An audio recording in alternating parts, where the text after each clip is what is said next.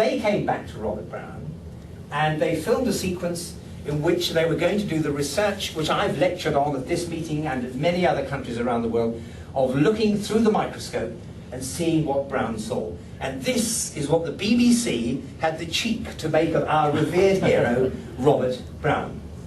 Decided to peer into the heart of the plant cell, and there he'd reveal something as important as the discovery of the cell itself. He was no slouch, and he returned to Britain in 1805 with over 3,000 exotic species, including previously undiscovered orchids.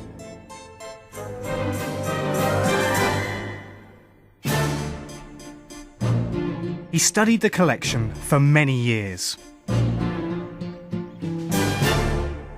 Now, the orchid was a lucky choice as it happened, because it has cells which are larger than other plants. If it weren't for this, it's unlikely that Brown would have discovered what he did. Now, I'm going to try and see what was so important using Brown's own microscope. Brown noticed a distinctive shape within each cell. It was a turning point in science. He called it the nucleus. Now again, we have a complete fiction. The cells, and I saw some sceptical responses here when it was said, the cells of an orchid are not smaller than the cells of other plants. The seeds of orchids are the smallest seeds of any of the angiosperms. They are much smaller, for example, than Lycopodium spores are.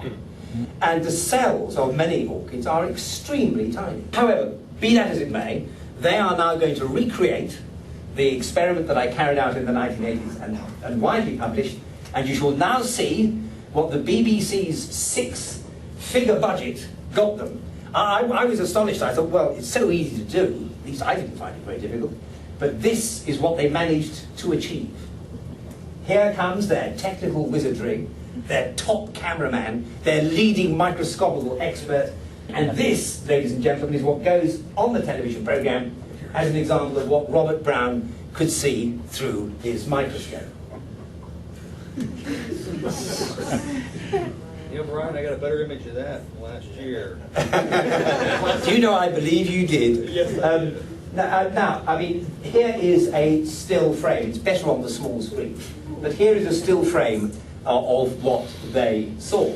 Now, the image to which the esteemed Mr. Haddix is alluding is this one, which is the same specimen that I imaged through the same lens on the same microscope, and which I was honoured to win a prize for last year. And if you put the two together, here you can see my own amateurish, ill-informed and quickly run-off experiment alongside the BBC's magnificent technical achievement.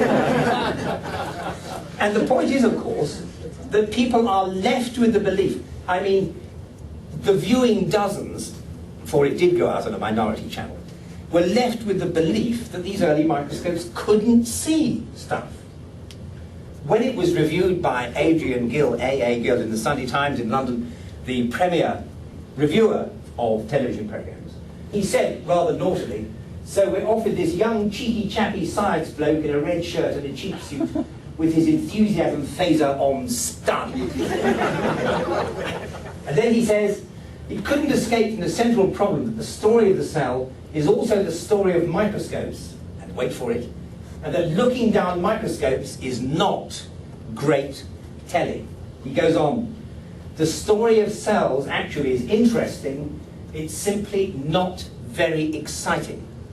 And no amount of wishful thinking is going to make it so. Now, of course, A.A. Gill doesn't know whether it makes exciting television because he's never seen it made into exciting television.